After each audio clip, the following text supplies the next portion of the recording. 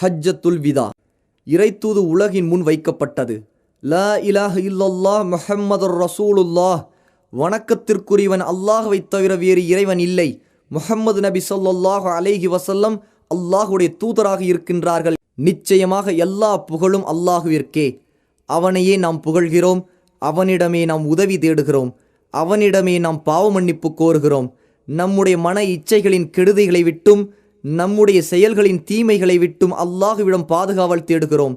யாருக்கு அல்லாஹ் நேர்வழி காட்டுவானோ அவரை வழிகெடுப்பவர் யாரும் இல்லை. யாரை அல்லாஹ் வழிகேட்டில் விட்டு விடுவானோ அவரை நேர்வழியில் செலுத்துபவர் யாரும் இல்லை. இன்னும் நான் சாட்சி சொல்கிறேன், அல்லாஹுவை தவிர வணக்கத்திற்குரியவன் வேறு யாரும் இல்லை. அவன் தனித்தவன், அவனுக்கு கூட்டாளி யாரும் இல்லை. மேலும் நான் சாட்சி சொல்கிறேன், நிச்சயமாக முஹம்மது அவனுடைய அடியாரும் அவனுடைய தூதரும் ஆவார். ஓ மக்களே, என் பேச்சை கவனமாக கேளுங்கள். இந்த ஆண்டிற்கு பிறகு மீண்டும் உங்களை இந்த இடத்தில் சந்திப்பேனா என்பது எனக்கு தெரியாது. மக்களே, உங்களது இறைவன் ஒருவனே, உங்களது தந்தையும் ஒருவரே. அறிந்து கொள்ளுங்கள், எந்த ஓர் அரபிக்கும் ஒரு அரபி அல்லாதவரை விடவோ, எந்த ஓர் அரபி அல்லாதவருக்கும் ஒரு அரபியை விடவோ எந்த மேன்மையும் சிறப்பும் இல்லை.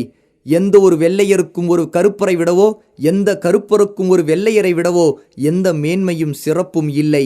இறையச்சம் மட்டுமே ஒருவரின் மேன்மையை நிர்ணயிக்கும். நிச்சயமாக அல்லாஹுவிடத்தில் உங்களில் மிகச் சிறந்தவர் உங்களில் அதிகம் இறையச்சம் உள்ளவர்தான். ஓ மக்களே, அல்லாஹுவை அஞ்சிக் கொள்ளுங்கள். கருப்பு நிற அபிசீனிய அடிமை ஒருவர் உங்களுக்கு தலைவராக ஆக்கப்பட்டாலும் அவர் அல்லாஹுவின் நூலை கொண்டு உங்களை வழிநடத்தி அதை உங்களுக்கிடையில் நிலைநிறுத்தும் காலமெல்லாம் அவரது சொல்லை கேட்டு நடங்கள், அவருக்கு கீழ்ப்படியுங்கள். ஓ மக்களே, இந்த துல்ஹஜ் மாதமும் இந்த துல்ஹஜ் 9ஆம் நாளும் இந்த மக்காமா நகரமும் எவ்வளவு புனிதமானவையோ அப்படியே உங்களது உயிர்களும் உங்கள் உடைமைகளும் உங்கள் மானம் மரியாதைகளும் உங்களுக்கு புனிதமானவை. அறிந்து கொள்ளுங்கள், எனக்கு பிறகு ஒருவர் மற்றவரின் கழுத்தை வெட்டி மாய்த்து கொள்ளும் வழிகெட்டவர்களாய் நிராகரிப்பாளர்களாய் மாறிவிடாதீர்கள். உங்களது இறைவனை நீங்கள் சந்திக்கும் வரை இப்படியே வாழுங்கள். நீங்கள் அனைவரும் தவறாமல் அல்லாஹுவின் முன்னிலையில் ஆஜராகப் போகிறீர்கள். அப்போது அல்லாஹ் உங்களது செயல்களை பற்றி விசாரிப்பான். நான் மார்க்கத்தை உங்களுக்கு எடுத்துரைத்து விட்டேன். உங்களில் எவராவது மற்றவருடைய பொருளின் மீது பொறுப்பேற்றிருந்தால் அதை அவர் உரிய முறையில் அதன் உரிமையாளரிடம் ஒப்படைத்து விடட்டும். ஓ மக்களே, முஸ்லிம்கள் அனைவரும் சகோதரர்கள். உங்கள் அடிமைகள் விஷயத்தில் பொறுப்புணர்வோடு நடந்து கொள்ளுங்கள். அவர்களை நன்றாக பராமரியுங்கள். நீங்கள் உண்பதையே அவர்களுக்கும் உண்ணக் கொடுங்கள். நீங்கள் உடுத்துவதையே அவர்களுக்கும் உடுத்தச் செய்யுங்கள். ஓ குறைஷிகளே, நாளை மறுமைக்கான தயாரிப்புடன் மக்கள் வரும்போது நீங்கள் உங்கள் பிடரிகளின் மீது உலகச் சுமைகளை சுமந்து கொண்டு வந்து விடாதீர்கள். அப்போது அல்லாஹுவின் புறத்திலிருந்து நான் எந்த ஒரு விஷயத்திலும் உங்களுக்கு பலன் அளித்திட முடியாது. அறியாமை காலத்தின் அனைத்து விவகாரங்களும் என் பாதங்களுக்கு கீழே புதைக்கப்பட்டு விட்டன.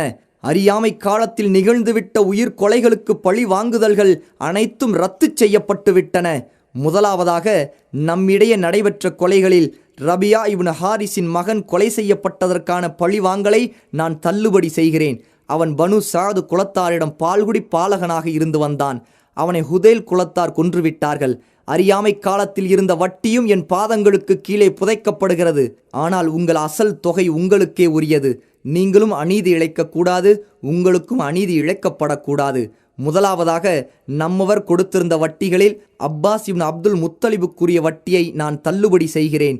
அவரது வட்டி அனைத்தும் அசலுடன் தள்ளுபடி செய்யப்படுகின்றன. ஓ மக்களே, ஒவ்வொருவருக்கும் சொத்தில் அவரவரின் உரிமைகளை அல்லாஹ் வழங்கி இருக்கின்றான். இனி எவரும் தமது எந்த வாரிசுக்கும் உயில் எழுதக்கூடாது. அறிந்து கொள்ளுங்கள், குழந்தை விரிப்புக்கே சொந்தமானது. அதாவது அனுமதிக்கப்பட்ட திருமண உறவுடன் இருக்கும் கணவனுக்கே குழந்தை உரியதாகும். மணமுடித்து கொண்ட பிறகும் விபச்சாரம் செய்பவர் கல்லெறிந்து கொல்லப்பட வேண்டும். எவர் தம் தந்தை அல்லாதவரை தம்முடைய தந்தையாக அழைக்கிறாரோ, எவர் தம் எஜமானர் அல்லாதவருடன் தம்மை இணைத்துக் கொள்கிறாரோ அவர்கள் மீது அல்லாஹுடைய வானவர்களுடைய இன்னும் மக்கள் அனைவருடைய சாபமும் உண்டாகட்டும். அவர்களின் கடமையான உபரியான எந்த வணக்கமும் ஏற்றுக்கொள்ளப்படாது. ஒரு பெண் தமது கணவரின் வீட்டிலிருந்து அவரது அனுமதியின்றி எதையும் செலவு செய்யக்கூடாது. அப்போது உணவையுமா என்று கேட்கப்பட்டது. அதற்கு நபி அவர்கள், ஆம், அதுதான் நமது செல்வங்களில் மிகச் சிறந்தது என்றார்கள். இரவலாக வாங்கப்பட்ட பொருட்கள் உரியவரிடமே ஒப்படைக்கப்பட வேண்டும். பாலை கொண்டு பயன்பெற கொடுக்கப்பட்ட கால்நடைகள் அவற்றின் பயன்பாடு தீர்ந்தவுடன் அவற்றின் உரிமையாளரிடமே திருப்பிக் கொடுக்கப்பட வேண்டும். கடன்கள் நிறைவேற்றப்பட வேண்டும். இழப்பீடுகளை நிறைவேற்ற தலைவனே பொறுப்பாளன். மக்களே கவனியுங்கள், பெண்கள் விஷயத்தில் அல்லாஹ்வை அஞ்சிக் கொள்ளுங்கள். அவர்களுக்கு நன்மையே நாடுங்கள். அவர்கள் உங்களுக்கு கட்டுப்பட்டவர்கள். அல்லாஹ்வுடைய அமானிதமாக அவர்களை நீங்கள் பெற்றுள்ளீர்கள். எப்படி உங்கள் மனைவியர் மீது உங்களுக்கு உரிமைகள் இருக்கின்றனவோ அதேபோல் உங்கள் மனைவியருக்கும் உங்கள் மீது உரிமைகள் இருக்கின்றன. அவர்களுக்குரிய கடமை என்னவென்றால், நீங்கள் எவரை விரும்ப மாட்டீர்களோ அவரை அவர்கள் உங்கள் வீட்டுக்குள் அனுமதிக்காமல் இருக்கட்டும். இன்னும் மானக்கேடான செயலை செய்யாமல் இருக்கட்டும். அவர்கள் குற்றம் புரிந்தால் அவர்களை தண்டிக்கிற உரிமையும் உங்களுக்கு உண்டு. அதாவது அவர்களை படுக்கையிலிருந்து ஒதுக்குங்கள். லேசாக காயம் படாதபடி அடியுங்கள். அவர்கள் தவறிலிருந்து விலகிக் கொண்டால் அவர்களுக்கு ஒழுங்கான முறையில் உணவும் உடையும் வழங்குங்கள். அவர்களுக்கு நன்மையே நாடுங்கள். அவர்கள் உங்களிடம் உங்களின் உதவியாளர்களாகவும் உங்களை சார்ந்தவர்களாகவும் இருக்கிறார்கள். நீங்கள் அவர்களிடமிருந்து அதை ஆகுமான முறையில் சுகம் அனுபவிப்பதை தவிர வேறு எதையும் உரிமையாக்கிக் கொள்ள மாட்டீர்கள். மேலும் நினைவில் நிறுத்தி கொள்ளுங்கள், அல்லாஹுவின் பெயரை முன்மொழிந்தே நீங்கள் அவர்களுடன் மன வாழ்க்கை மேற்கொண்டுள்ளீர்கள். மக்களே சிந்தித்து புரிந்து கொள்ளுங்கள். எனது பேச்சை கவனமாக கேட்டுக்கொள்ளுங்கள். நான் எனது பிரச்சாரத்தை உங்களுக்கு எடுத்துரைத்து விட்டேன். உங்களிடையே அல்லாஹுவின் நூலையும் அவனுடைய தூதரின் வழிமுறையையும் விட்டுச் செல்கிறேன். நீங்கள் அவற்றை பின்பற்றினால் ஒருபோதும் வழிகட மாட்டீர்கள். மக்களே, உங்களது இந்த நகரத்தில் தான் வணங்கப்படுவதை பற்றி ஷைத்தான் நம்பிக்கை இழந்து விட்டான். ஆனாலும் அவன் மகிழ்ச்சியுறும் விதமாய் நீங்கள் அற்பமாக கருதும் சில விஷயங்களில் அவனுக்கு கீழ்ப்படிவீர்கள். ஆகவே உங்களது மார்க்க விஷயத்தில் அவனிடம் எச்சரிக்கையாக இருந்து கொள்ளுங்கள். இன்னும் மகா பொய்யன் தஜ்ஜாலை பற்றியும் உங்களுக்கு எச்சரிக்கிறேன். அல்லாஹ் அனுப்பிய எந்த இறை தூதரும் அவனை பற்றி தம் சமூகத்தாரை எச்சரிக்காமல் இருந்ததில்லை. இறை தூதர் நூஹ் அலைஹிஸ்ஸலாத்து வஸ்ஸலாம் அவர்கள் தம் சமூகத்தினருக்கு அவனை பற்றி எச்சரித்தார்கள். அவர்களுக்கு பின்னால் வருகை தந்த இறை தூதர்களும் எச்சரித்தார்கள். மேலும் என் சமுதாயத்தினரான உங்களிடையேதான் இறுதி காலத்தில் அவன் தோன்றுவான். அவனது அடையாள தன்மைகளில் ஏதேனும் சில உங்களுக்கு புலப்படாமல் போனாலும் நிச்சயமாக உங்களுடைய இறைவன் உங்களுக்கு தெரியாதவன் அல்லன் என்பது உங்களுக்கு நன்றாகவே தெரியும். இதை 3 முறை கூறினார்கள். உங்கள் இறைவன் ஒற்றை கண்ணன் அல்லன். ஆகவே தஜ்ஜாலோ வலது கண் குருடானவன். அவனது கண் ஒரே குலையில் துருத்தி கொண்டிருக்கும் திராட்சை போன்று இருக்கும். மாதத்தின் நாட்களை தன் இஷ்டப்படி முன் பின்னாக்குவதெல்லாம் இறை நிராகரிப்பை அதிகரிக்கும் செயலாகும். இதனால் நிராகரிப்பவர்கள்தான் வழிகெடுக்கப்படுகிறார்கள். ஏனென்றால் அவர்கள் தங்கள் இஷ்டப்படி மாதங்களை முன்பின்னாக்கி ஓர் ஆண்டில் அந்த மாதங்களில் போர் புரிவதை ஆகுமாக்கிக் கொள்கிறார்கள். மற்றோர் ஆண்டில் அதே மாதங்களில் போர் புரிவது கூடாது என்று தடுத்து விடுகிறார்கள். இவ்வாறு அவர்கள் செய்வதன் நோக்கமெல்லாம் தாங்கள் தடுத்திருக்கும் மாதங்களின் எண்ணிக்கையை அல்லாஹ் தடுத்திருக்கும் மாதங்களின் எண்ணிக்கைக்கு சரியாக்கி அல்லாஹ் தடுத்திருக்கும் மாதங்களையும் தாங்கள் ஆகுமாக்கிக் கொள்வதற்காகத்தான். அறிந்து கொள்ளுங்கள், நிச்சயமாக காலம் வானங்களையும் பூமியையும் அல்லாஹ் படைத்த அன்றிருந்த அதன் அமைப்பை போன்றே இப்போதும் சுற்றி வருகின்றது. அல்லாஹுவிடத்தில் மாதங்களின் எண்ணிக்கை 12 ஆகும். இப்படித்தான் வானங்களையும் பூமியையும் அல்லாஹ் படைத்த அன்று அவனது புத்தகத்தில் பதிவு செய்யப்பட்டுள்ளது. அவற்றில் 4 மாதங்கள் சங்கைக்குரியன, 3 தொடர்ந்து வருபவை. அவை துல் காதா, துல் ஹஜ், முஹர்ரம். 4வது ஜுமாதல் ஊலாவிற்கும் ஷாபானிற்கும் இடையில் உள்ள ரஜப் ஆகும். ஒவ்வொரு முஸ்லிமும் மற்ற முஸ்லிமுக்கு சகோதரர் ஆவார். முஸ்லிம்கள் அனைவரும் சகோதரர்களே. ஒரு முஸ்லிமின் பொருள் பிறருக்கு அறவே ஆகுமானதல்ல, மனமுவந்து கொடுத்தாலே தவிர. உங்களுக்குள் நீங்கள் அநீதம் இழைத்துக் கொள்ளாதீர்கள். ஓ மக்களே, உங்கள் இறைவனையே வணங்குங்கள். உங்கள் இறைவனுக்கே பயந்து கொள்ளுங்கள். கடமையான ஐவேளை தொழுகைகளையும் தவறாது பேணுங்கள். ரமலானில் நோன்பு நோற்று வாருங்கள். விருப்பமுடன் ஜக்காத்து கொடுத்து வாருங்கள். அல்லாஹுவின் இல்லத்தை ஹஜ் செய்யுங்கள். உங்களில் அதிகாரம் உடையோருக்கு கட்டுப்பட்டு நடங்கள்.